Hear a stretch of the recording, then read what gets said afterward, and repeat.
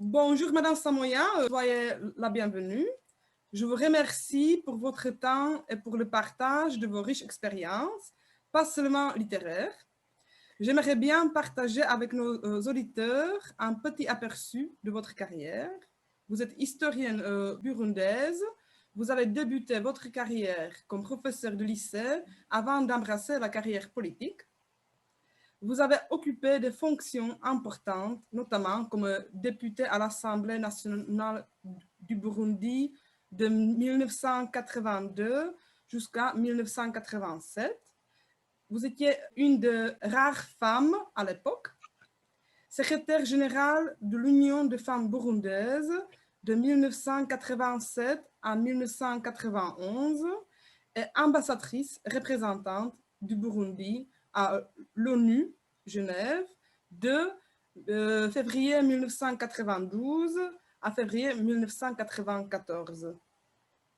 Lors de la publication de votre premier roman en 2002, vous étiez consultante responsable de projets au sein de l'ONG internationale féminine basée à Genève. 2 ans plus tôt, vous aviez créé l'ONG Bangwe et Dialogue sur la paix et la non-violence dans la sous-région des Grands Lacs africains. Ceci vous a valu de faire partie de 1000 femmes nominées au prix Nobel de la paix pour 2005.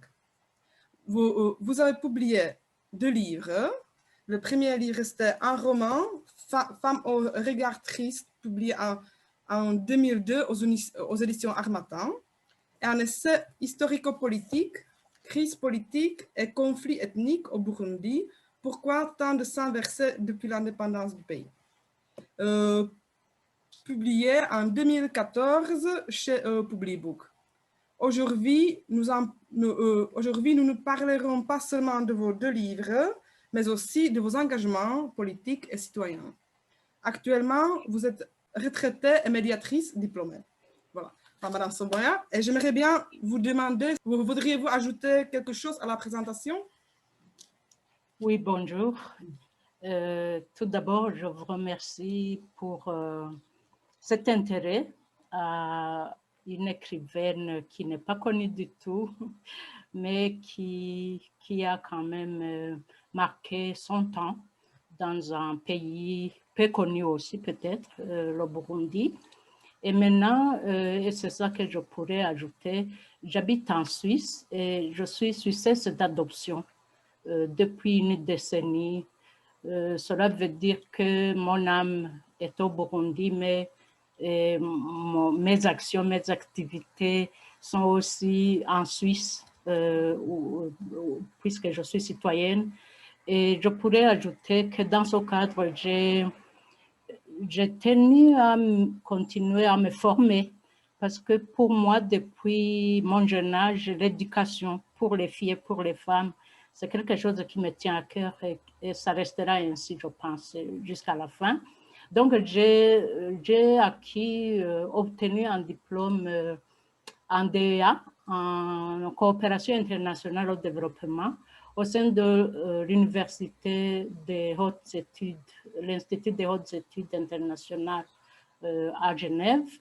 Et récemment, c'est là que j'ai obtenu le diplôme de médiatrice, un certificat de médiatrice générale et un diplôme avancé en médiation des conflits.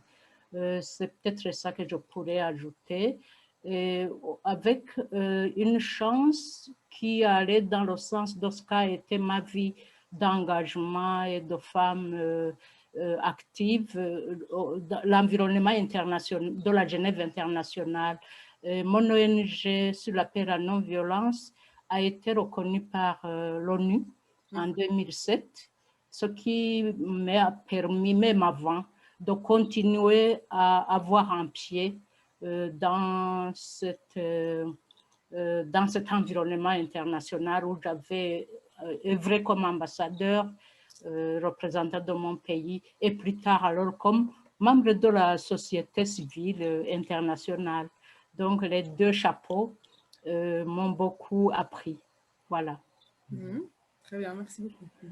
Donc maintenant, vous êtes une femme riche d'expérience. Voilà, comme on vient de l'entendre. Pourquoi avez-vous écrit le roman Femme au regard triste? Avez-vous un message à faire passer? Si oui, quel message fort, je suppose, à faire passer à travers ce livre? Oui, quelque part, les amis m'ont demandé si ce n'est pas une autobiographie, mais je réponds que non, pas du tout.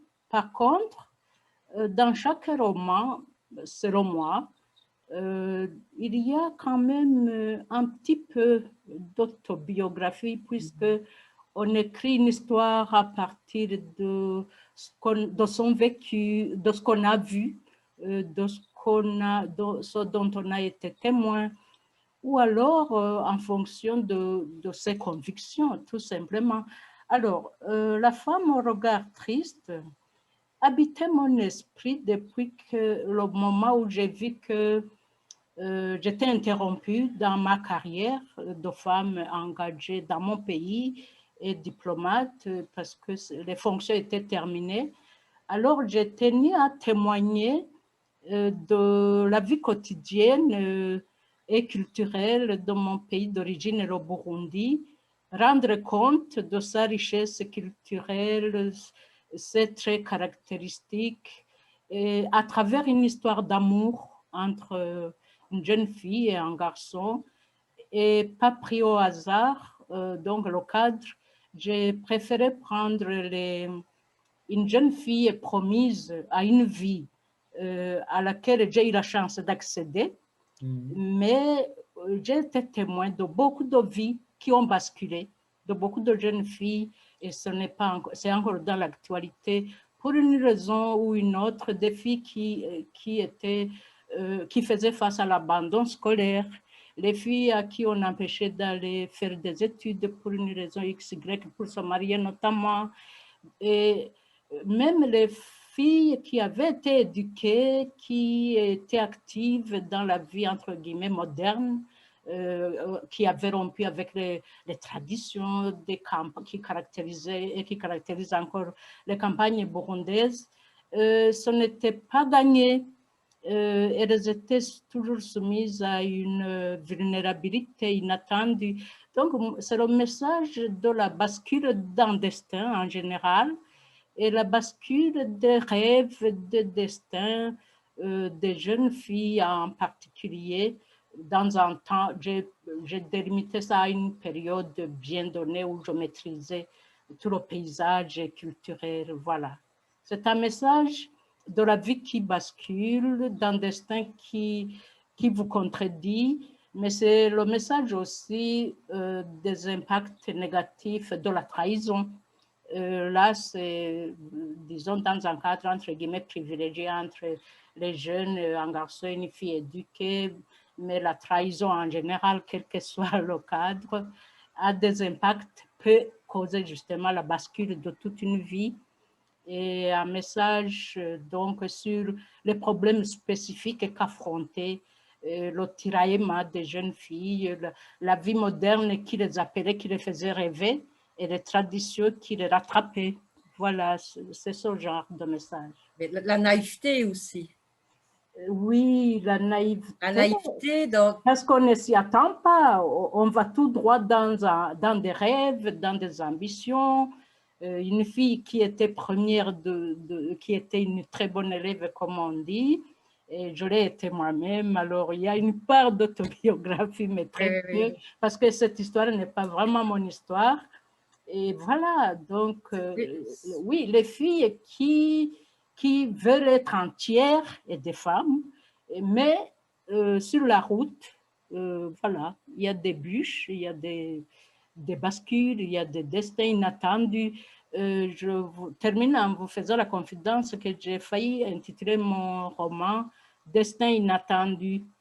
Mais l'éditeur m'a recommandé de faire un titre un peu plus parlant, voilà, personnalisé, voilà.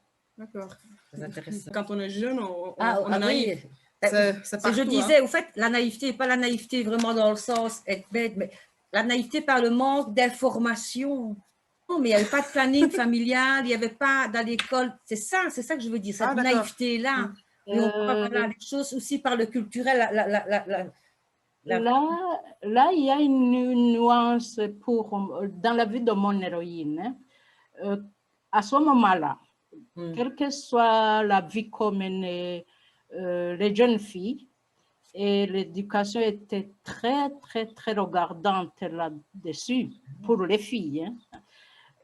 On savait, c'est ce que je pensais moi aussi, on savait que si on couchait avec un garçon, on risquait d'être enceinte. Ça, on le savait. Mais les réalités de la vie, les contextes, là encore, voilà. On croyait qu'on allait l'épouser. C'est ça, c'est assez paradoxal. Hein? Oui, et à ce moment, on devait se marier vierge. On devait se marier vierge. Les filles et les garçons n'avaient pas le droit. C'était un pays, c'était des sociétés très marquées par le christianisme moralisant, rigoureux.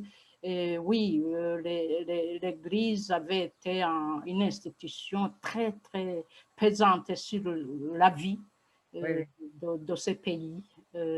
Mais c'était une dizaine d'années après l'indépendance, alors les rêves étaient nombreux. C'était une période de tiraillement, je l'ai dit, entre la vie moderne et les traditions. D'espoir aussi, oui. Voilà. Ça va, okay. Très bien. Donc, on peut dire que le roman La femme au regard triste amène le lecteur dans les années 60 et 70 au Burundi, dans lesquelles la femme subit encore le poids de la vision de la femme traditionnelle. Pourriez-vous expliquer en quoi consiste cette vision? Comment les filles et les femmes burundaises devaient se comporter à l'époque? Et quel était leur rôle dans la société? On vient d'en parler un peu, mais ils n'ont pas la chance d'aller. Oui, je viens de l'évoquer. Il y avait beaucoup de facteurs intervenus dans l'évolution du pays. Ce n'est pas seulement le Burundi, je crois qu'ailleurs en Afrique, ces faits étaient observables dans des jeunes régimes politiques qui remplaçaient, comme on disait, le colon. Donc, les pays relevaient la tête et revendiquaient leur souveraineté, leurs aspirations au développement. Donc, les écoles étaient, contrairement en ce qui concerne la région des Grands Lacs, le Rwanda et le Burundi, le pouvoir occupant avait créé très peu d'écoles. Les rares qui y étaient, c'était surtout les séminaires, comme enseignement secondaire. Oui. Et puis, c'était une administration regroupée. Il y avait un grand institut au Rwanda, à Butare, où on allait former tous les ressortissants du Burundi, du Rwanda, du Congo belge qui devaient assister le colon. Mais les filles, on avait ouvert des formations pour les filles, mais au rabais. Par rapport à tout ce qui était offert comme dans les écoles des garçons, mais pour les filles qui rompaient avec la vie archaïque de l'agriculture et la vie des campagnes où il y avait un poids des activités, des tâches, où on cultivait la terre, où on courait derrière les vaches et les chèvres, où on prenait soin du ménage, des familles et tout. Même si c'était un centre où on vous formait à la puériculture, C'était ça essentiellement, parce qu'il fallait former les épouses des élites, vous comprenez. Donc, les apprentissages pour la puériculture, je crois qu'en Europe, ça a été la même histoire à peu près. Oui. Les écoles ménagères, comme on les appelait. Plus tard, il y a eu les écoles familiales. Très, très peu de lycées. Très peu. Moi, le lycée où j'ai fait mon enseignement secondaire, c'était le deuxième du pays. Et c'était en 65 que j'ai commencé la 7e. Et quand j'ai eu mon diplôme, on l'appelait diplôme d'humanité complète, pour aller à l'université, c'était en 71. En Suisse, on dit 70, 90. Oui, c'était en 71, comme les Belges. Et mon lycée était tenu par des sœurs religieuses que j'aime beaucoup, dont j'ai un excellent souvenir. Une congrégation qui s'appelait les Annonciades. Alors, voilà, il y avait très peu d'écoles secondaires pour les filles, mais 10 ans après l'indépendance, ça commençait à se créer, telle école normale, tel au lycée, mais très, très rare. Alors, voilà, il y avait ce qui caractérisait ces années 60 et 70 pour les filles, et ce n'était pas pareil pour les filles et les garçons. Les garçons, tout leur était permis, les bons emplois, être civilisés, comme on disait. Mais les filles, un minimum d'éducation, ça allait. Ça, pour les familles et pour la mentalité ambiante, ça permettait quand même d'épouser un homme civilisé si vous aviez un minimum d'éducation. Et surtout, on ne parlait pas d'une fille à l'université. Ah non, une fille à l'université, mon Dieu, pourquoi faire? Et puis, bon, les enseignements secondaires, oui, être institutrice, c'était le métier le plus noble pour les femmes. Et c'était ça. Alors, moi, quand j'étais au lycée, et Sabine, c'était aussi ses rêves. Elle voulait faire beaucoup d'études et arriver très loin. Mais voilà, ce n'était pas encouragé, mais les années commençaient à s'ouvrir, le développement moderne commençait à peser sur les jeunes, attirer les jeunes, les filles comme les garçons. Oui. Mais on parlait surtout, enfin moi je pensais que c'était surtout dans la tradition vraiment familiale, parce qu'il n'y a pas beaucoup de filles qui avaient la possibilité non plus d'aller dans les lycées, dans les écoles, puisqu'elles habitaient trop loin, ou les parents ne comprenaient pas pourquoi ils l'enverraient, puisqu'il y avait besoin à la maison, aller chercher l'eau, le bois, faire à manger, faire tout. Il y avait tout ça. Il y avait très peu d'écoles par rapport aux enfants scolarisables. Donc, même les écoles primaires, déjà que c'était séparé. Les écoles pour les garçons et les écoles pour les filles ont été séparées pendant longtemps, jusque dans les années 80 d'ailleurs, du moins pour les lycées, les collèges. Et pour justement, tout entrait en ligne de compte pour décourager la scolarisation des filles. Parce que autant les garçons pouvaient aller étudier loin, et les filles, c'était déconseillé qu'elles fassent des distances pour aller rejoindre telle école. Mais là où étaient les pensionnats, ça ne posait pas de problème. Mais les pensionnats étaient où?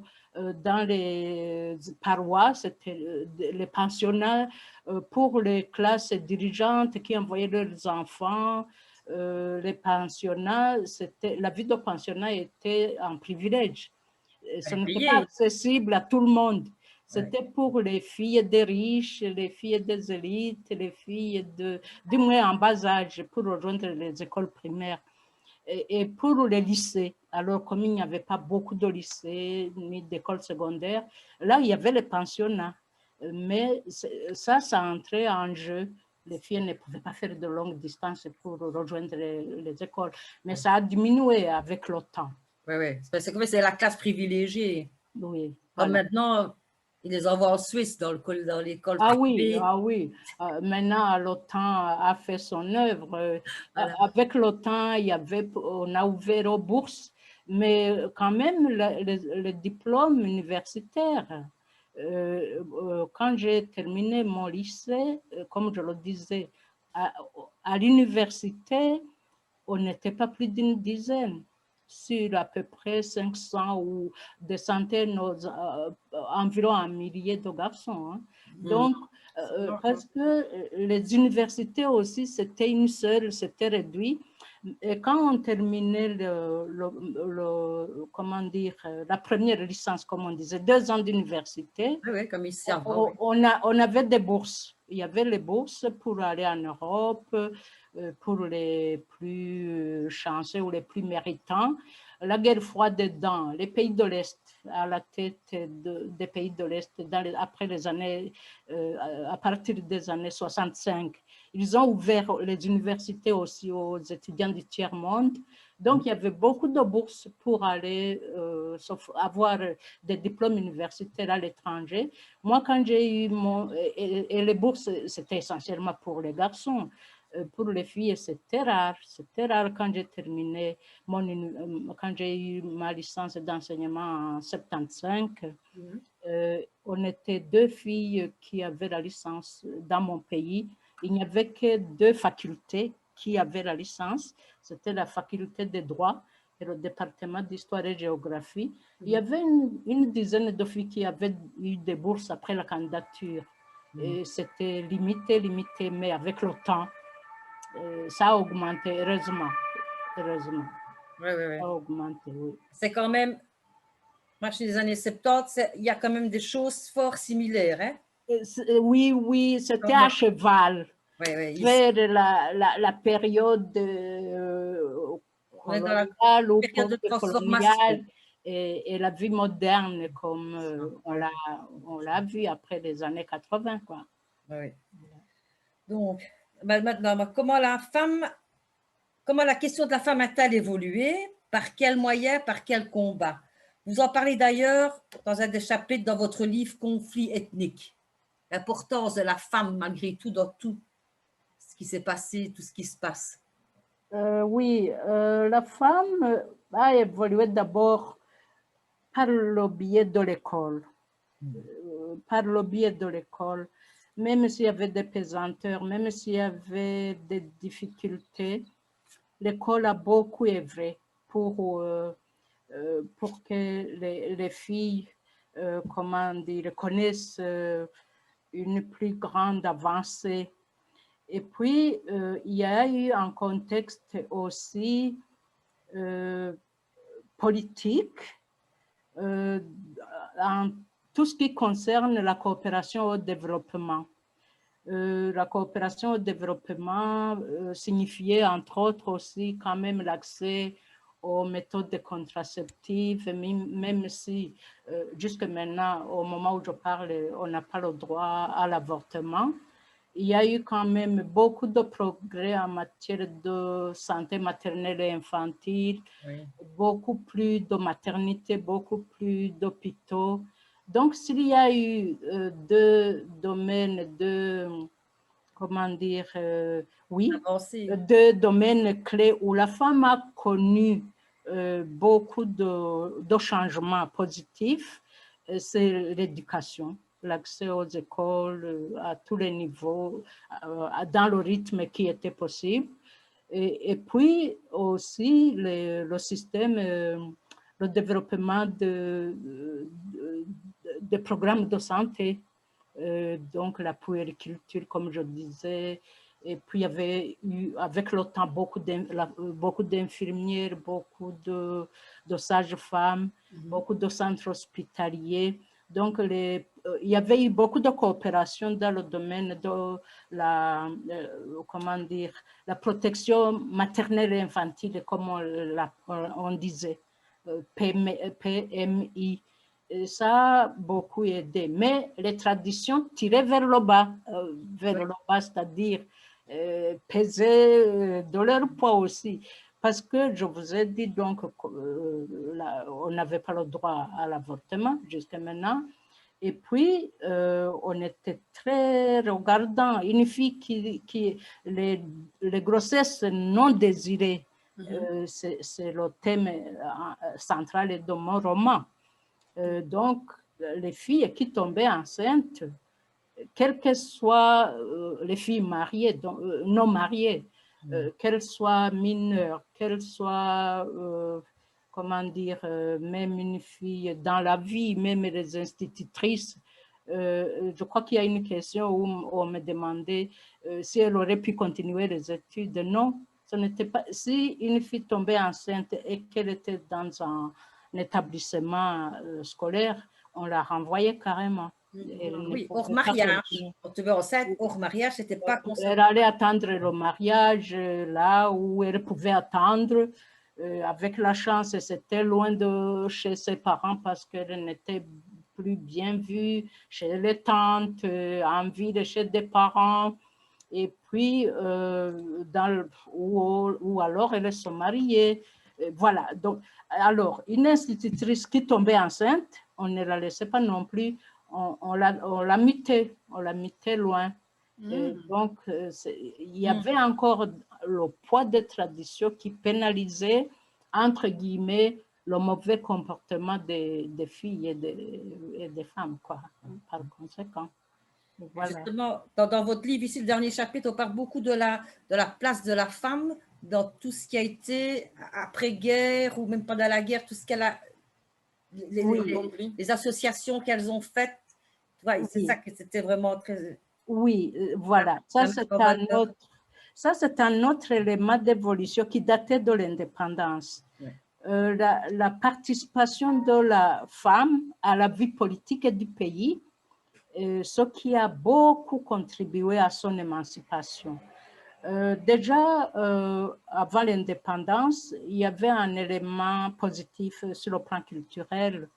Les femmes étaient, oui, elles ne pouvaient pas prétendre être les égaux des hommes. Hein. Le patriarcat dur était là, les lois patriarcales, les systèmes de dot.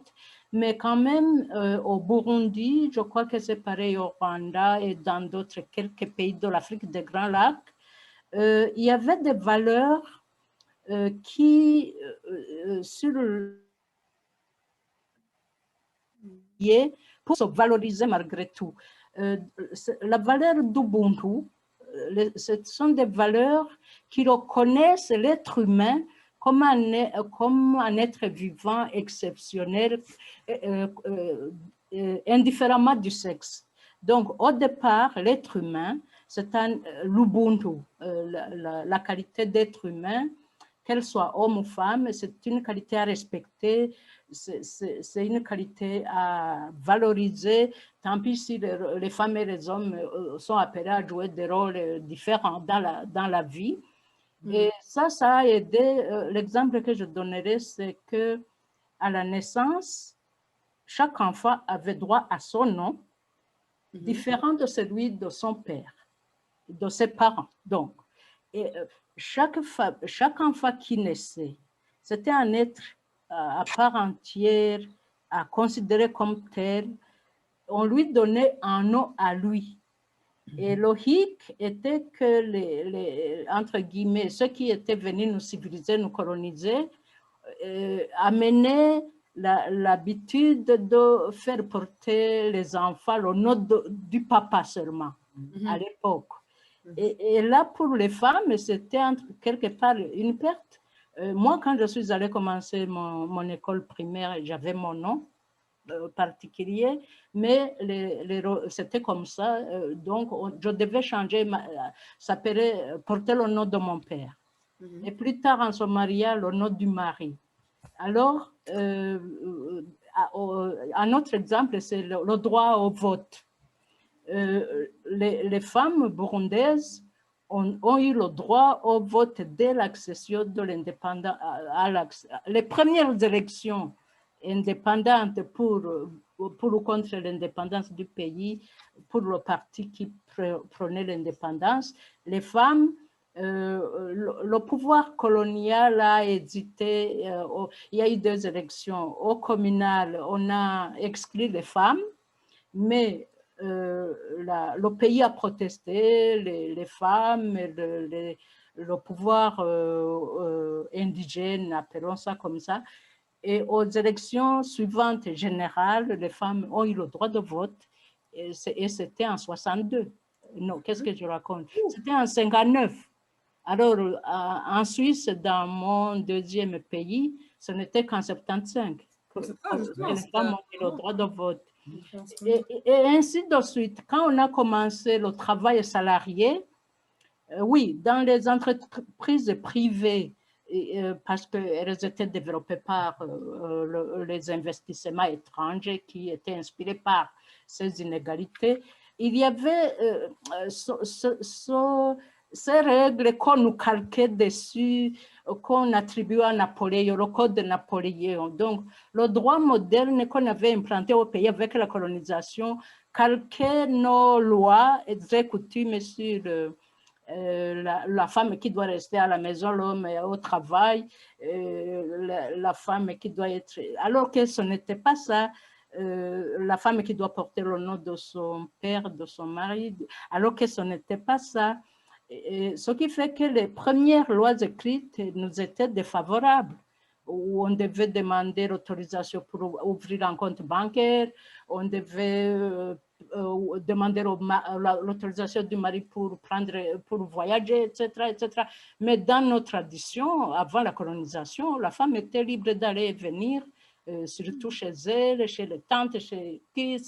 Et puis, on a eu quand même l'élément qui a joué positivement, la religion chrétienne qui décourageait la polygamie. Donc, là aussi, les femmes ont profité des systèmes et d'autres, des paramètres et d'autres. Vraiment, ce sont des sociétés qui n'ont jamais connu l'excision ou les pratiques décriées ailleurs en Afrique. Donc, il y a eu un contexte. Et là, alors là, on a eu une plateforme d'éléments qui a joué en faveur de la femme burundaise. Elle est allée loin par rapport à ses relatifs, beaucoup d'écoles secondaires, l'enseignement et la vie politique. Les femmes ont été, nous avons joint la vie syndicale très tôt. Après l'indépendance, les femmes ont rejoint les syndicats, les associations, l'Union des femmes burundaises qui était un mouvement politique très fort, qui jusqu'en 90, c'était l'institution qui pilotait toute la politique d'émancipation des femmes. J'ai eu le privilège ou l'honneur de le diriger, donc comme c'est dit dans mon CV, entre 87 et 91, mais même avant, j'étais quand même dans les instances inférieures. Alors, on a fait changer beaucoup de choses. On a rejeté tous ces apports, entre guillemets, attribués à Napoléon. Donc, on a obtenu qu'on revoie la législation pour l'égalité des salaires, pour la liberté des femmes d'aller et venir, pour ouvrir un compte sans demander la permission, etc., etc. Et puis, on a rejoint la mentalité internationale, les décennies des Nations Unies pour les femmes. La femme burundaise et les femmes africaines en général étaient très, très actives là-dedans. Elles ont vraiment été actives dès Mexico, hein, parce que l'ONU a pris la question des femmes en main pendant 3 décennies, 3 conférences internationales. Et c'était des moments très, très forts pour l'avancée des femmes dans le monde et des moments privilégiés de faire rencontrer les femmes du monde. Et les femmes burundaises et les femmes africaines étaient très, très actives là-dedans. Veuillez m'excuser, Madame Samoya, mais vous avez votre image figée. Vous avez un problème de connexion ou parce qu'on vous entend, mais on a juste une image. Ah, voilà. Ça va, ok. Très bien. Voilà. On ne voulait pas vous interrompre sur votre lancée. Voilà. Ça va. Donc, c'est bon comme ça. Vous avez été la femme pionnière au Burundi dans une échelle de cas. Donc, comme on a déjà dit, la première fille de votre village à aller à l'école secondaire, une des premières femmes du pays à réussir la maîtrise, qu'elle vous obtenait en histoire et en géographie. est une des rares femmes à siéger en 1982 au Parlement du Burundi.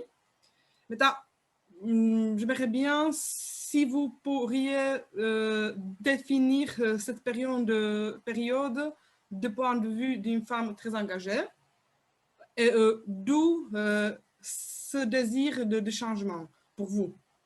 Disons, votre expérience personnelle. Oui, là, je peux dire que il y a tout d'abord peut-être les traits personnels ou de caractère ou ce qu'on appelle les ressources personnelles qui ont joué. Parce que depuis mon jeune âge, j'étais une fille, une fillette. Dès l'âge vraiment, en tout cas, dès que j'ai eu l'âge de raison, comme on dit, j'ai toujours été sensible aux injustices faites aux fillettes, aux femmes. Donc, tout ce qui était autorisé à mes frères et qui m'était refusé, je n'ai jamais accepté ça. J'acceptais mal. Bon, on obéit à ses parents, mais ça passait très mal. Et j'avais des potentialités physiques de hasard heureux. On était une famille nombreuse, on était 8, mais j'étais parmi les derniers. Ma grande sœur, on lui a refusé d'aller à l'école, mais moi, j'ai bataillé dur. Ma mère était opposée, mais j'ai vraiment bataillé. J'ai refusé qu'elle refuse. Oui. Je suis allée même convoquer le conseil du village pour porter plainte. Oui, Déterminée. Hein? oui, j'étais déterminée. J'ai pleuré toute la nuit et toute la journée et on m'a laissée. Donc, j'étais batailleuse, comme on dit. J'avais un caractère, sans doute. Et puis, l'école n'était pas à côté. Hein. C'était quand même 10 km aller, 10 retour, 20 par jour. Et il y avait une grande rivière en chemin, ce n'était pas facile. Et j'étais la seule fille parmi l'équipe de garçons qui y allaient. Alors, bon, je dis au village, presque dans toute la commune. Donc, j'étais un rare cas, un cas exceptionnel.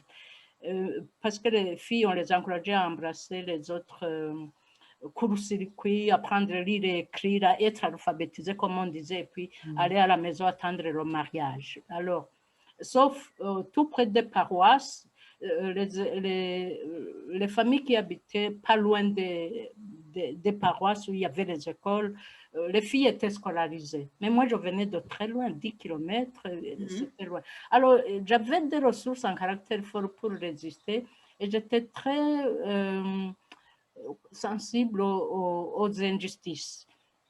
Et puis, comment dire, il y a un autre facteur, à part mes compétences, entre guillemets, personnelles, s'il faut les appeler ainsi. J'étais bonne élève, donc quand j'ai rejoint l'école des filles d'Igenda, j'étais souvent première. Et puis, j'étais à la bonne place au bon moment peut-être, parce que quand on a fini l'école primaire, le lycée le plus proche était dans un rayon de 30 km à d'autres paroisses éloignées. Il y avait les écoles d'institutrices. C'est là que j'aurais dû normalement aller. Mais parce qu'il y avait le lycée qui était dans la capitale Bujumbura, le seul lycée des filles et des écoles normales dans tout le pays qui étaient très, très éloignées. J'avais très peu de chance, de filles paysannes, ma famille était des paysans simples, je n'étais pas une fille des chefs privilégiés socialement, parce qu'à ce moment, toutes les filles des familles privilégiées rejoignaient les écoles, mais, même si elles étaient loin. Mais la congrégation des sœurs dont je parlais a ouvert un lycée dans cette campagne profonde burundaise, là où je terminais l'école primaire, on a ouvert un nouveau lycée. Et je fus pionnière. Décidément, l'adjectif pionnier m'a suivi partout. Donc, j'étais parmi la première promotion de ce lycée. On a aidé à construire même nos écoles et tous les locaux, tout. Et j'y ai passé 6 ans après avoir passé 5 ans à l'école primaire. Et à la fin, en 71, c'était encore timide, c'était encore osé, c'était dénigré, mais les rares filles qui voulaient aller à l'université pouvaient y aller. Mais c'était vraiment, elles étaient rares, mais alors j'ai rejoint et il fallait passer un examen pour être admis à l'université. J'ai passé un examen, j'ai réussi et j'ai rejoint donc l'Institut universitaire des études de l'éducation. Et la suite, j'étais encore à la bonne place parce que quand j'ai terminé en 75, j'ai rejoint l'Union des femmes burundaises. C'était la décennie des Nations Unies pour la femme qui commençait. J'ai rejoint les syndicats pour, même au lycée, j'étais animatrice des associations des jeunes. Au lycée, il y avait des associations des jeunes d'inspiration chrétienne ou civile. J'étais animatrice, encadreuse, tout ça. Donc, j'étais toujours une politicienne, entre guillemets. Et quand j'ai commencé à enseigner dans un lycée, au lycée de Bujumbura, j'ai rejoint sans hésiter les associations politiques et féminines, syndicales du lieu où j'étais souvent élue. C'est ça qui a expliqué. C'est ça qui explique votre cheminement jusqu'à être... Et quand en 82, j'étais élue, c'était la première Assemblée nationale autorisée par un parti unique après l'indépendance. Donc, 20 ans après l'indépendance, on avait le droit à un parlement et on n'était que 5 femmes sur 48. Et parmi ces femmes, nous étions 2 à être élues, 3 étaient cooptées. Donc, chaque fois où j'arrivais, j'étais pionnière. Et puis, en 90, quand je crois qu'il y a une question sur mes prestations diplomatiques. J'attends la question. Voilà. Bon, j'y vais ici. Donc, vous avez fondé l'ONG Bangwe. Bangwe, je ne sais pas, Bangwe, hein? Bangwe, oui. Au sens littéral, donc arrêtez de vous battre. D'où est né ce besoin et pourriez-vous nous présenter les objectifs principaux? Comment peut-on contribuer à ce combat? Donc, c'est suite à tous les problèmes, surtout ethniques. Oui, oui. Bangwe Dialogue, je l'ai fondé avec l'aide d'une équipe d'amis en Suisse, dans la Genève internationale, quelques femmes actives au sein de l'ONU. C'était dans la mouvance du temps. L'histoire avait commencé déjà à la conférence de Beijing, comme on disait. La dernière conférence des Nations Unies pour la femme, la 4e, c'était en 1995. Et à un moment très critique, il y avait des guerres tellement, des conflits armés, des réformes démocratiques mal réussies en Afrique, beaucoup de pays en guerre civile en Afrique, où après tout s'est enchaîné, le mur de Berlin, et puis les démocraties obligées de créer plusieurs partis ici et là, et les guerres, les génocides dans les Balkans, au Rwanda. En octobre, c'était le Burundi qui avait commencé à connaître des crises sanglantes avant le Rwanda, mais les circonstances ont fait que c'est le Rwanda qui a atteint le fond. Au Burundi, ça a été maîtrisé après un mois. Donc, il y avait toute une histoire récente qui était liée à la fin de mes prestations diplomatiques, parce que c'était des changements politiques. Ce n'était pas... C'était dû à ces réformes de partis qui se relayaient, l'alternance ethnique, comme on l'appelait. Alors, il y avait une ambiance de guerre et un appel des Nations Unies, et des pays et des sociétés à ce que les femmes se mobilisent pour la paix. Et à l'ONU, je participais à beaucoup de conférences on organisait beaucoup de rencontres, de dialogues pour les pays qui ont connu les crises sanglantes, comme mon pays. Il y avait des associations de paix et à un moment, je me suis dit, il faut que je crée quelque chose pour faire le pont, pour les ponts de paix entre l'Afrique et ici, la Genève internationale, d'autant plus que au Burundi, les femmes, le mouvement des femmes pour la paix connaissait beaucoup d'initiatives, d'associations, avec l'appui des Nations Unies, avec l'appui des acteurs locaux. Et l'objectif, c'était de créer des ponts, de créer des synergies, de rassembler pour qu'on... J'étais tellement naïve, là, on peut le dire. Moi, je pensais qu'on pouvait créer un mouvement de femmes pour la paix dans toute l'Afrique, ou au moins dans l'Afrique des Grands Lacs, un mouvement qui était capable de faire arrêter les guerres. Je me trompais, on n'a pas pu faire arrêter les guerres, mais on a joué un grand rôle dans les initiatives diverses de paix. Alors, on a effectué des missions de paix au Burundi, au Rwanda, en RDC, dans le Kivu. En 98, c'est là qu'on a lancé l'initiative et qu'on a fait ces missions.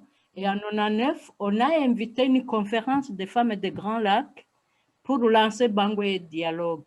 Donc, l'idée et les premières démarches, comme vous êtes en train de faire votre association Contact, c'était en 98. Et à ce moment-là, c'était très critique dans les Grands Lacs, ça brûlait. Les pays voisins, le Congo, on disait c'est la guerre mondiale d'Afrique. Les pays voisins, le Burundi, l'Ouganda, le Rwanda, l'Angola même, la Centrafrique, tous les pays étaient en guerre et se faisaient la guerre en RDC. Et les femmes, bien sûr, trinquaient, comme tous ces désastres de corps de femmes, comme terrain de bataille, les viols massifs, les crimes de guerre, les crimes contre l'humanité. C'était l'autre objectif, à part créer des synergies, contribuer aux initiatives de paix, c'était de dénoncer tous ces crimes sexospécifiques, tous ces crimes contre l'humanité en général et vis-à-vis des femmes en particulier. Donc, on jouait on était à cheval, on rejoignait les fronts qui étaient là-bas, où j'étais originaire, et les ponts qui étaient dans les institutions des Nations Unies. Et ces mouvements de femmes ont fait parler il y a eu la Marche mondiale des femmes, il y a eu des résolutions très porteuses, comme la résolution qui condamnait le viol, qui reconnaissait le viol comme crime contre l'humanité. Ça concernait les Balkans, ça concernait l'Afrique des Grands Lacs. Et puis, il y a eu en 2000 une forte résolution du Conseil de sécurité, la 1325, comme on l'appelait, sur, comment dire, ayant pour but d'attirer le monde sur les souffrances des femmes au sein des conflits armés, des guerres civiles essentiellement. Parce que la guerre, bon, il y a un pays qui est en guerre contre un autre pays, c'est une chose. Il y a une rébellion qui réclame l'indépendance d'une partie d'un pays, c'est une autre. Mais quand un pays est en guerre civile, une ethnie, un ensemble d'ethnies, sur quels critères, où on massacre les populations civiles n'appartenant pas à l'autre partie, comme on dit, où on viole massivement les femmes, c'est quelque chose. Alors, la 1325 du Conseil de sécurité visait 3 objectifs: la protection, la prévention et la participation des femmes aux initiatives de paix. Parce qu'on a eu le regret d'observer que quelque part, pour avoir la paix dans ces pays en guerre civile, on réunissait les belligérants, on réunissait les seigneurs de guerre, les partis au pouvoir, discuter, dialoguer, partager le pouvoir et puis faites la paix. Mais pour les femmes, ça, ce n'était pas la paix. La paix, c'était beaucoup de choses, c'était de travailler sur plusieurs dimensions, la sécurité des femmes, la sécurité dans les camps les actions humanitaires dans les cas de déplacés, dans les cas de réfugiés. C'était les femmes abîmées par la guerre, c'était le destin qui inattendu comme celle de Sabine. Donc c'était cette ambiance et Bangui, l'objectif global c'était de joindre toutes les initiatives là où elles étaient, en général, mais en particulier en Afrique, au Burundi, au Rwanda, à l'est de la RDC. Et ce qu'on a pu faire, oui, c'est dans nos documents, on a fait ce qu'on a pu et on continue, mais avec on a ralenti pour plusieurs raisons, les moyens, et puis l'évolution de ces sociétés, de ces pays, voilà. Alors, donc, ici, vous avez été travaillé en tant qu'ambassadrice pour l'ONU, donc de 1992 à 1994. Donc, vous avez effectué des travaux pour votre pays, certainement, comme ambassadrice. Mais est-ce qu'il y avait déjà une émergence dans votre réflexion, peut-être avec vos amis, puisque c'est en 1995 que vous créez votre association? Est-ce qu'il y avait déjà une émergence? Est-ce qu'il y avait une corrélation déjà avec votre travail en tant qu'ambassadrice à l'ONU et ce que vous avez mis après sur pied? Oui et non. Oui, parce que même si j'étais démis de mes fonctions en 1994, oui, je restais, comme je l'ai dit, dans l'environnement de la Suisse, de la Genève internationale. Et moi, quels travaux avez-vous effectué, vous, en tant qu'ambassadrice de l'ONU? Voilà, je vais y arriver. C'est ça? Ah, pardon. Oui. Voilà, quand j'étais en fonction, quand j'étais en mission, c'était une bonne période pour ma carrière débutante. Comme j'étais la première femme à être nommée, attitrée ambassadeur au sein des Nations Unies, parce qu'on pouvait être nommé pour représenter un pays auprès d'un autre pays dans le cadre bilatéral. C'était quand même un test important pour les femmes et pour moi. Mais j'ai eu un contexte très favorable parce qu'à ce moment-là, le Burundi politique, après une crise de guerre civile qui a éprouvé des populations de 2 communes en 1988, avait engagé des réformes dans le sens d'ouverture politique, dans le sens de s'ouvrir au multipartisme, donc d'embrasser la démocratie à travers plusieurs partis, non plus un parti au pouvoir, et d'encourager les associations. Et puis, on avait engagé un processus vraiment à l'intérieur où on créait, comment dire, des commissions pour réfléchir sur les questions ethniques, sur les questions qui divisaient les Burundais. On avait voté une charte. On avait voté notre constitution allant dans ce sens.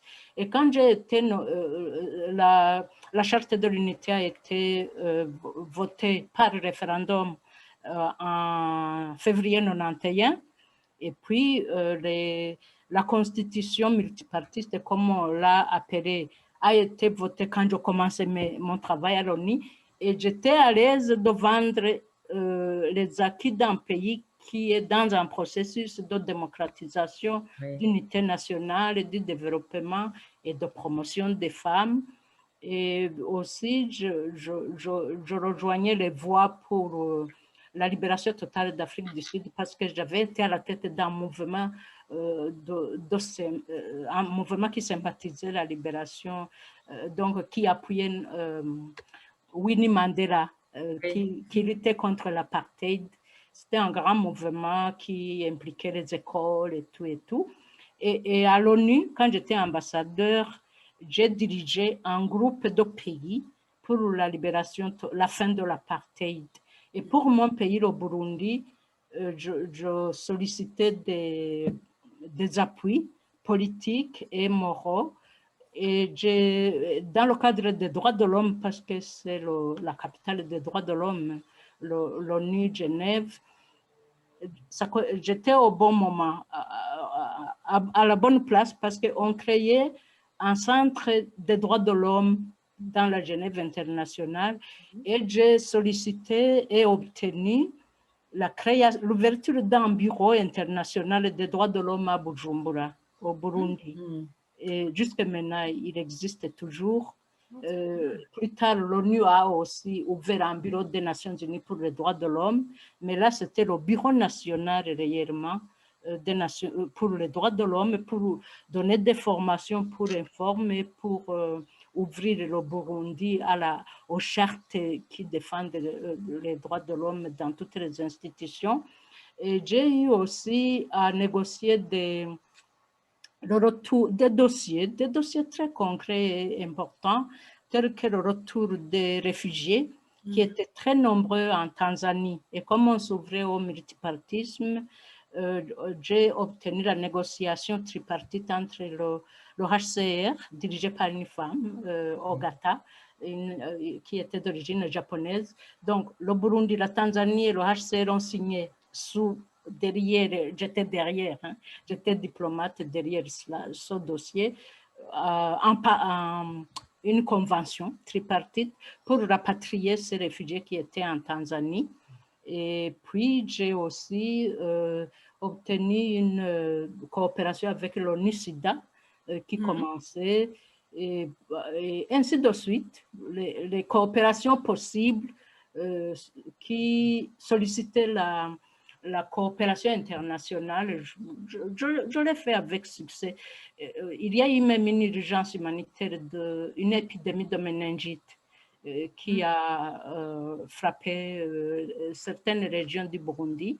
Et j'ai mobilisé l'OMS, l'Organisation mondiale de la santé, pour aller intervenir, amener les médicaments, voilà, à titre d'exemple. Et pour répondre à votre question, ça, avec la fin de mes fonctions à fin 93, ça ne pouvait pas continuer. Dans ce cadre-là, j'ai rejoint les institutions à titre, comme on disait, j'avais un badge de courtoisie, comme on appelait, pour continuer à fréquenter, participer dans les rencontres onusiennes. Donc, et puis, là, le focus après, c'était ce génocide des Batutsi du Rwanda qui avait frappé aussi le Burundi dans une moindre mesure quelques mois avant. Oui. C'était ces guerres fratricides en Afrique. C'était ce registre de paix alors qui commençait à parler jusqu'à la création de Bangwe Dialogue. En théorie, en 95, mais en pratique, en 98, 99. Okay. Moi, j'aimerais bien aussi vous poser une question. En fait, dans vos livres Crise politique et conflit ethnique au Burundi, vous parlez aussi des traditions au Burundi. Vous parlez aussi de l'importance, par exemple, l'importance symbolique économique de la vache. Vous parlez aussi de symbolique de la naissance des jumeaux, qui est aussi dans la société congolaise, il faut le dire. C'est symbolique, magique. On leur attribue des pouvoirs magiques ou qui ne sont pas bons. Il y a des rites, etc., comme au Congo.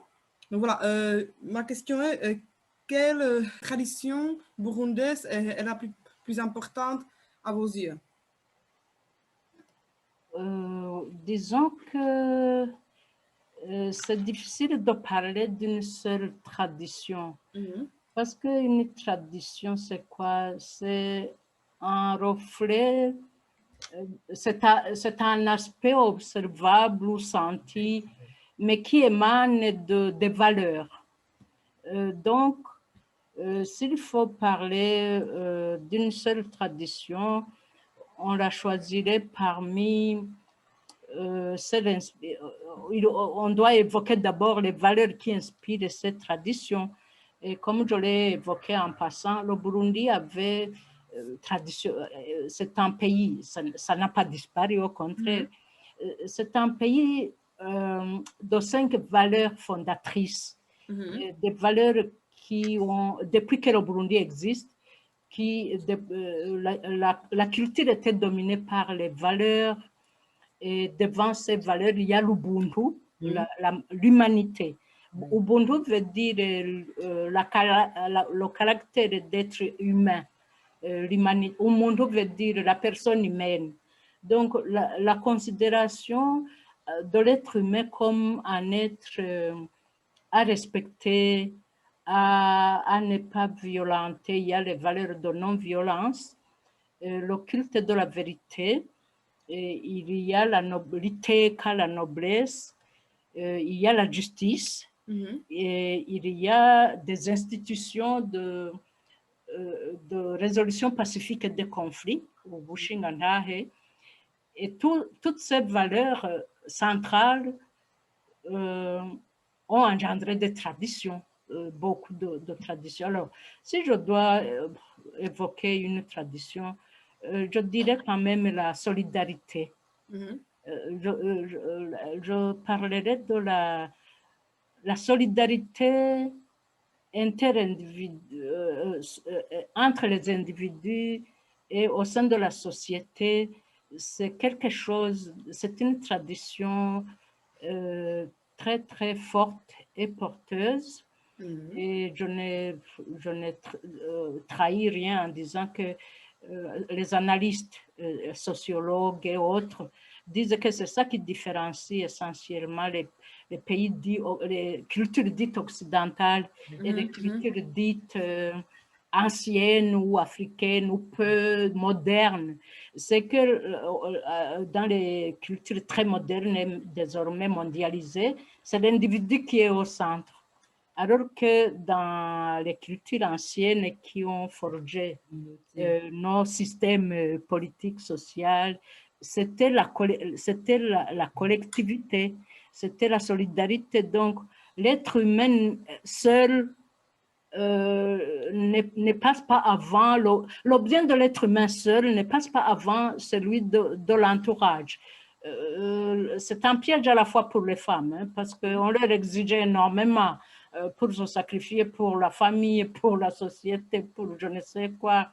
Mais d'un côté, mais de façon positive, collective, c'était quand même des traditions qui ont aidé ces sociétés à se former, à avancer, parce que les traditions paraissent aux insuffisances, aux problèmes. Parce que si la femme devait cultiver un champ de 10 arts seule, et qu'à cause de cette tradition de solidarité, en une journée, on venait chez elle et on finissait en une journée, et puis elle allait aider les autres à son tour, ou bien les orphelins, un enfant qui perdait le... bon, même aujourd'hui, on est accueilli par quelqu'un, mais l'enfant était un individu dont le devoir de protection incombait à tout l'environnement, à tout le voisinage et à tout. C'est pour cela que dans ces sociétés anciennes, ce n'était pas par contrainte ou quoi, les crimes, les femmes, quelque part, étaient très protégées. On respectait énormément les femmes, on respectait beaucoup le corps des femmes à cause de cet Ubuntu, d'une part, et à cause de cette mission noble que plus tard elle ira se marier, elle fera des enfants, donc son corps est sacré. Vous voyez, donc il y a d'un côté des choses qui pouvaient engendrer, dans cette solidarité, il y avait des risques d'engendrer des situations difficiles pour les femmes, mais d'un autre côté, pour les sociétés en général et pour l'évolution, c'était vraiment quelque chose d'important. Alors, j'évoque d'autres traditions. Hein. Oui, oui. J'invite à lire mon livre. Oui, c'est nos en fait, mais tout ça, permettez-moi d'ajouter que maintenant, je disparais, je ne sais pas pourquoi. Pourquoi? Sorry. J'habite à côté d'un hôpital. J'habite à côté d'un hôpital. Donc, en fait, tout ce que j'ai décrit là, et le système politique et les traditions politiques au sein d'un système monarchique qui a duré des siècles, c'était pour répondre à une des questions sur les ethnies. Voilà, les ethnies existaient depuis toujours, mais c'est juste après, sous la colonisation, que, comment dire, Avant la colonisation, les ethnies, leurs caractéristiques et leurs dénominateurs communs, au même titre que les clans, les lignages, donc, disons, le lignage, c'est qu'un ancêtre pouvait, après des siècles, avoir des descendants qui se comptaient en termes de milliers. C'était le lignage. Les ethnies, c'était en fonction des activités socio-économiques et culturelles auxquelles ça donnait un groupe précis, notamment les pasteurs qui mettaient en avant l'élevage de la vache connue depuis le Paléolithique.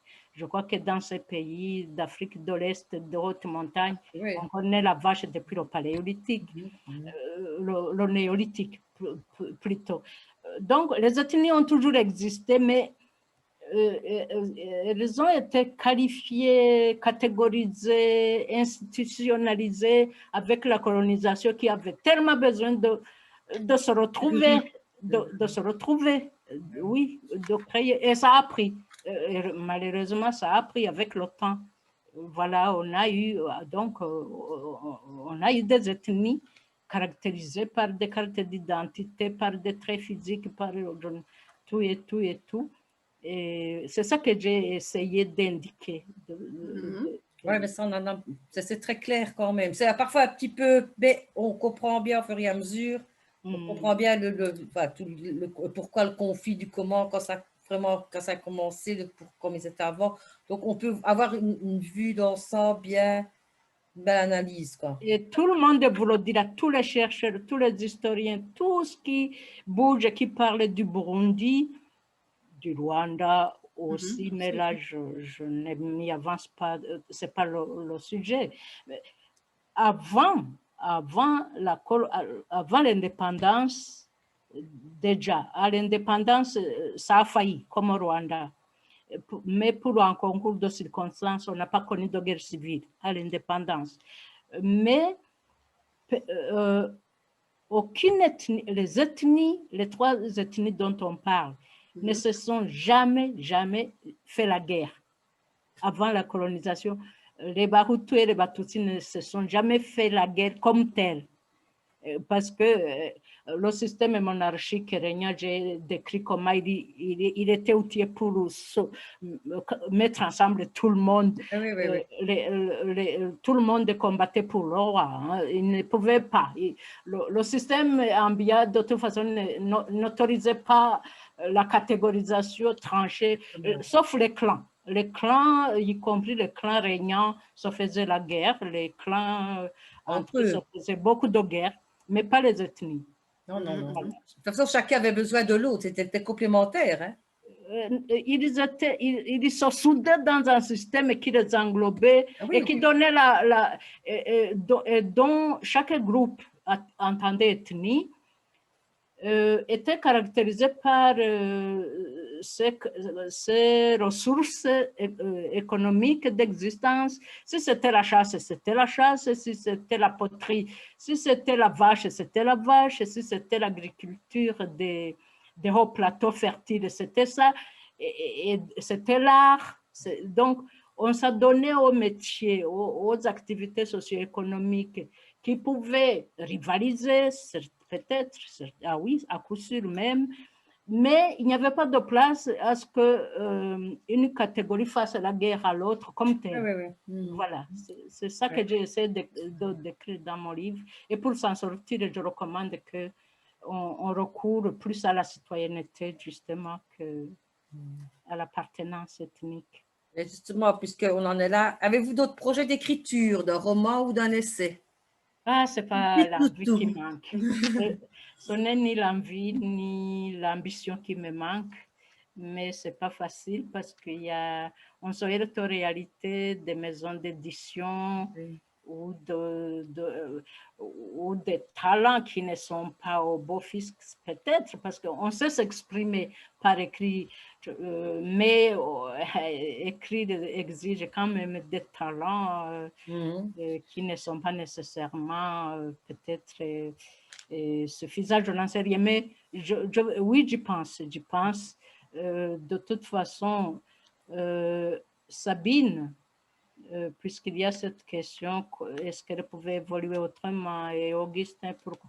Alors, là, il y a des phénomènes du monde actuel de bascule des destins tellement, ces filles qui sont violées, violentées, qui connaissent des vies pas possibles à cause des guerres, justement.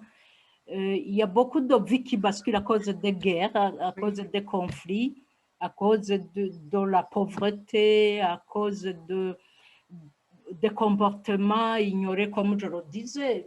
Par exemple, la pauvreté, j'étais sur les routes des populations, les jeunes, y compris les jeunes filles, l'exode rural, les emplois, le chômage. Et aujourd'hui, le trafic d'êtres humains, c'est une réalité, c'est une calamité, même en Afrique de l'Est, même dans mon pays, le Burundi. Je ne savais pas que dans ma vie, j'aurais esclavage depuis le début de temps, c'est une chose, mais aujourd'hui, il y a le trafic d'êtres humains, des filles et de familles pauvres. Il y a tellement d'inégalités sociales, des filles et de familles pauvres qui sont vendues clandestinement, qui sont envoyées travailler on ne sait où. Moi, quand j'étais aux études, j'entendais ça, la traite des blondes et tout, qui sont, contre leur volonté, acheminées vers la prostitution. Ah non, j'aurais de quoi écrire 5 livres ou 10, mais c'est pas possible. Alors, mais j'y pense, oui. Voilà. Sinon, quel livre conseilleriez-vous à nos auditeurs si vous voulez découvrir le Burundi? Dites-moi. Oui. Quel livre pensez-vous? Oui, cette question est difficile à répondre dans la mesure où ça dépend de quel domaine. Je veux dire que, d'abord, même si un livre ancien a été écrit dans les années 70 ou 80, il fait connaître le Burundi actuel aussi, en parlant ainsi, parce que j'ai lu beaucoup de livres de mes compatriotes et d'autres. Quand je parle comme ça, j'évoque notamment un abbé qui a écrit 2 livres très intéressants sur les traces de mon père. C'était un abbé, parce que les abbés ont beaucoup écrit. Il y a un autre qui a créé l'Académie Rundi Ntahokaja, qui a parlé des clans, qui a parlé des choses, de la culture. Actuellement, il y a l'abbé Ntabona qui vient de sortir un livre sur, comment dire, les valeurs, justement. Donc, dans le domaine culturel déjà, il y a des livres qui ne datent pas qui ne sont pas dans l'actualité, mais qui parlent beaucoup du Burundi et ne parlons pas de l'histoire. Il y a des historiens chevronnés qui ont parlé du Burundi, les Moroha, les Gama, Jean-Pierre Chrétien. Il y a des livres qui parlent du Burundi, des livres d'histoire, mais le problème, c'est la disponibilité peut-être dans les bibliothèques. Oui, c'est pas évident. C'est ça, c'est pas évident. Et quand je m'exprime ainsi, aujourd'hui, au moment où je parle, puisqu'on parle de l'actualité, il y a déjà dans le cadre Sembura, que vous connaissez, il y a des auteurs qui sont vraiment de vrais romanciers, mais qui n'ont pas bénéficié peut-être de la visibilité. Donc, je connais presque les auteurs burundais qui figurent dans la plateforme Sembura. Notamment un certain Sébastien Katihabga qui a écrit. J'ai lu Katihabga quand il écrivait un feuilleton pour un journal local, Le Parfum de la capitale. Mais il écrivait tellement bien. Après, il a écrit 2, 3 romans, 5 romans. Et puis, il y a d'autres jeunes. J'ai vu, s'il faut parler des femmes, la jeune Cathy Nivyabandi, J'ai vu Sibazuli Marie-Louise, une femme de grande connaissance culturelle qui a été ma collègue au sein de l'Union des femmes burundaises. Il y a des livres engagés. Je peux nommer le livre de Maggie Barankitse, La haine n'aura pas le dernier mot, une grande figure humanitaire burundaise qui vit aujourd'hui au Rwanda pour des raisons politiques. Il y a eu une princesse, la tante d'Oketini Diabandi, qui avait écrit La princesse de Rugo, Esther Kamatari, qui pendant les crises des années 90 a fait beaucoup de choses. Donc, il y en a. Alors, parmi les hommes, il y a quand même des livres récents. Il y a une grande figure de lutte pour les droits humains qui a écrit Rester debout. Donc, c'est Mbonimpa. Rester debout au sein des éditions Iwachu. Alors, il y a aussi des publications qui passent sur les réseaux sociaux.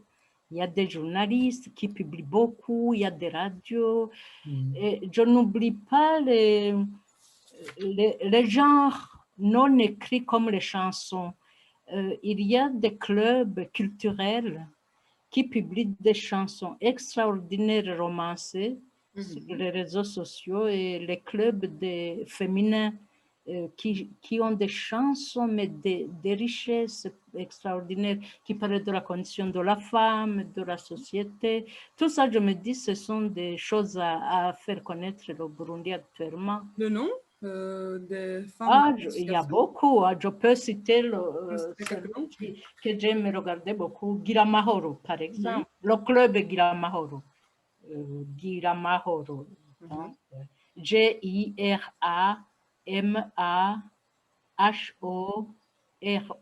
Sur YouTube, vous avez tous les clubs de chansons burundaises. Les clubs il y a Ihunja aussi. Il y a beaucoup. Voilà. Donc, ce que je veux dire, c'est que il y a des écrits, elles abondent, il y a bien sûr, dans les facs, il y a beaucoup de publications, de recherches dans les facs qui parlent du Burundi, mais il reste dans les bibliothèques des facultés. Donc, le problème, c'est pas la disponibilité, ni ce qu'on dit en général, les Burundais n'aiment pas écrire, n'aiment pas lire. Non, c'est pas vraiment la disponibilité des écrits que la visibilité des publications, des moyens et d'autres. C'est plutôt c'est ça que je peux dire. Ouais. On peut dire que pour publier un livre au Burundi, c'est aussi difficile. Hein? Il faut contacter souvent il faut contacter un éditeur étranger. Exact. Les éditeurs locaux, il n'y a pas, donc c'est extrêmement difficile aussi au niveau financier. Sauf ignorance de ma part, il y a eu 2 éditions pendant des décennies. Les Rudi Press, une édition de l'institution chrétienne, les presses la Vigérie, je ne sais pas comment on l'appelait, elle a changé de nom. Et puis une édition qui publiait les manuels scolaires. Il y a 2 Burundais qui ont tenté d'ouvrir 2 éditions, l'édition Indole, mais il y a quand même l'édition Iwachu qui est très porteur et actuelle. Je crois qu'il est pratiquement le plus viable. Oui, donc, comme vous dites, si vous êtes au Burundi, vous écrivez un livre. Et il y a eu, je mentionnais les genres disponibles, il y a eu des concours de romans dans les écoles. Oui. Et c'était magnifique, mais des étudiantes, donc les écoles, dans les universités, il y a eu des concours de rédaction. Et il y avait des écrits primés, vraiment d'excellents travaux, mais pour les publier, ces jeunes filles ne peuvent pas publier loin. Alors, je dis que si vous êtes à Bujumbura, vous écrivez un livre, pour le publier, vraiment, c'est la croix et la bannière, c'est une gageure. Moi-même qui était dans une situation privilégiée, ce n'était pas du tout. La femme au regard triste, j'ai envoyé à 2 éditions ici en Suisse, et ils n'ont pas pris. C'est toujours merci beaucoup, c'est excellent, mais c'est pas dans la ligne éditoriale. Et puis j'ai envoyé à une en Belgique qui a dit qu'il s'intéresse aux écrits politiques. Quand j'ai écrit mon livre politique, je crois que j'ai envoyé, mais bon, etc. Mais ça ne va pas décourager les gens. Moi, j'ai confiance que les générations actuelles sont prêtes à écrire, les écrivent et vont trouver tous les circuits. J'en profite pour réitérer mes remerciements pour votre association qui a le but d'appuyer, de faire connaître, de ne pas rester en Afrique, mais les écrits en français partout dans les Antilles, où il y a tellement de talents. Moi, j'adore les écrits des Antillais. Il y a des richesses, il y a des talents. Vraiment, il y a beaucoup de choses qui ne demandent qu'être portées à la connaissance du monde francophone et du monde tout court.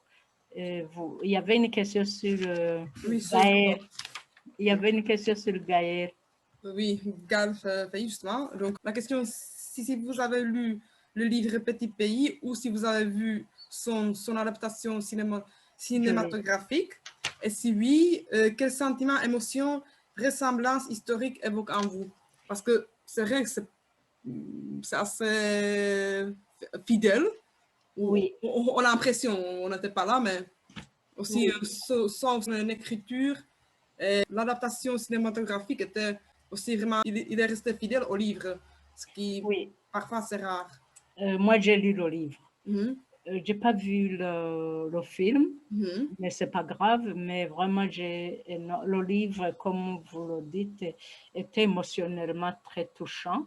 Tout à fait, mais plus, touchant, surtout son talent de rendre de façon romancée un contexte si dur qui évoque une tragédie de génocide qui a frappé sa famille, sa mère en l'occurrence.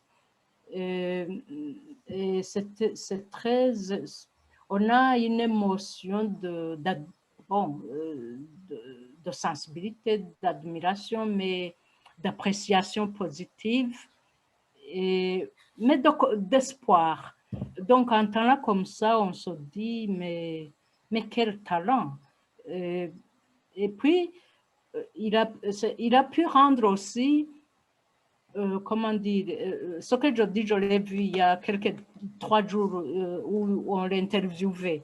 Oui. Il a su rendre le courant d'une génération, entre guillemets, à cheval sur plusieurs mondes. Déjà, il est métis, il est français, il est d'origine mère africaine, il a vécu au Burundi. Donc, il incarne Rwanda aussi, la diversité au sens large du terme, et il peut intégrer toutes ces différences avec une grande maturité culturelle, intellectuelle et surtout artistique.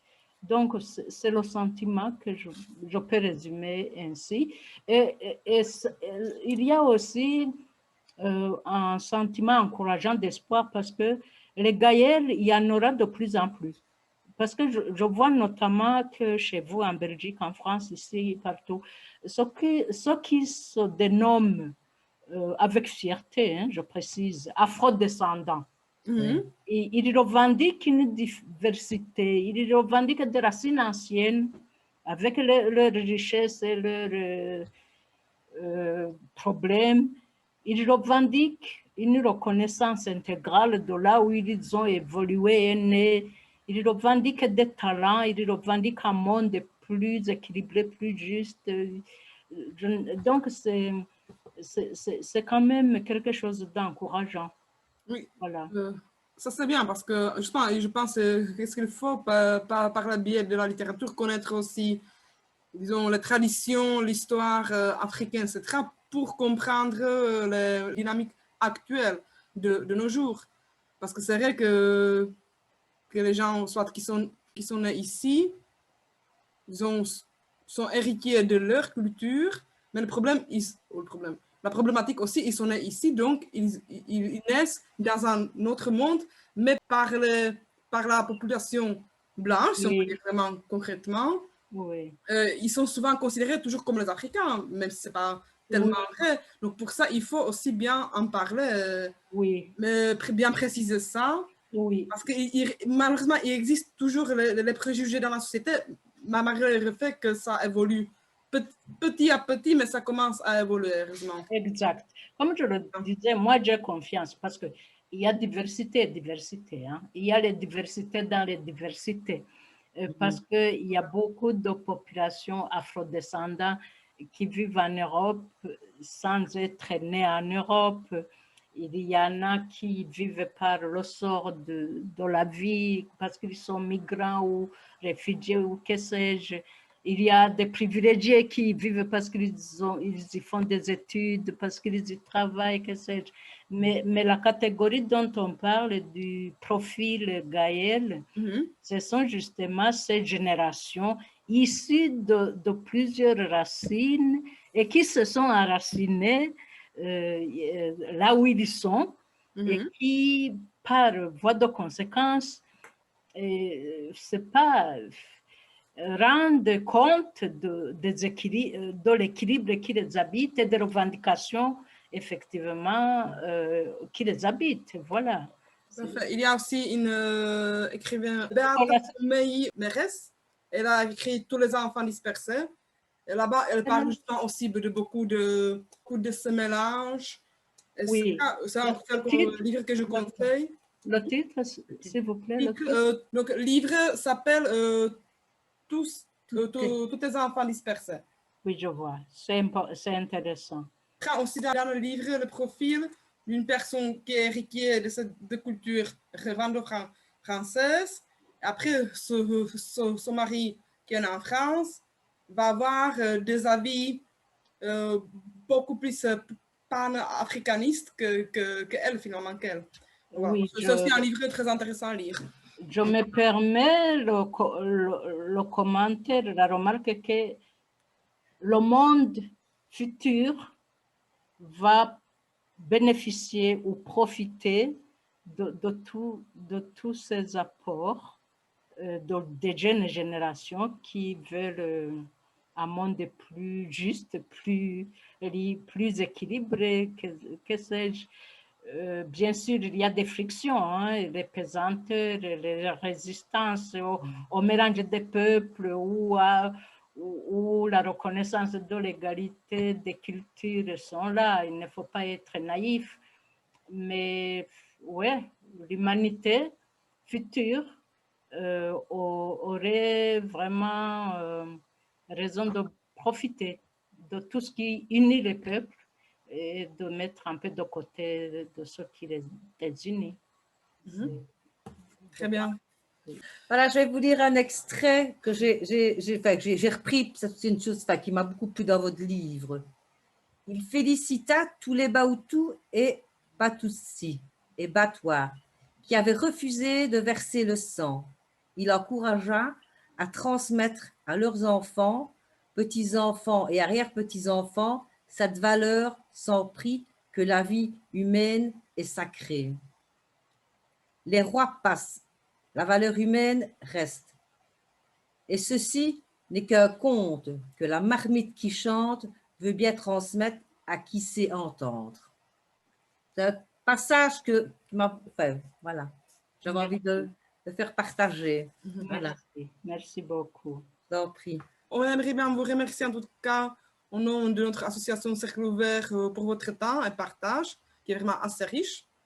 Je disais tantôt le partage de vos expériences politiques en tant que la femme pionnière au Burundi et vos expériences littéraires, lesquelles ont été mentionnées. Et aussi pour ceux qui voudraient mieux connaître la littérature burundaise, nous vous conseillons de consulter un livre qui se trouve en format PDF sur Internet, qui s'appelle « Émergence, renaître ensemble, anthologie », qui a été publié par Plateforme des écrivains des langues africaines de Boatabe Malela, sorti en 2011, près de la maison d'édition Sembura et Funta au Rwanda, dont on a aussi parlé. Vous pouvez également trouver une interview avec Madame Marie-Lucie Bazouri sur la thématique Burundi d'hier et d'aujourd'hui, ou Monsieur Dr Laurent Nyonkuru sur la langue kirundi, sur notre site, chaîne YouTube Cercle Ouvert. Voilà. Madame Samoya, je vais vous remercier. Je vous remercie à vous. Merci beaucoup. Encore une fois, pour m'avoir donné cette occasion de m'exprimer. Et ça va me motiver pour essayer de publier encore quelque chose. Bien, super. Ouais. Merci pour votre générosité. Merci, merci à vous. Selon de votre parcours, vous avez toujours été très généreuse. Merci, Voilà. Merci beaucoup. Merci beaucoup. Et bon travail. Bonne Merci à vous aussi. À très bientôt. Au revoir, madame. continuation. Merci. Merci, très bientôt, au revoir. OK.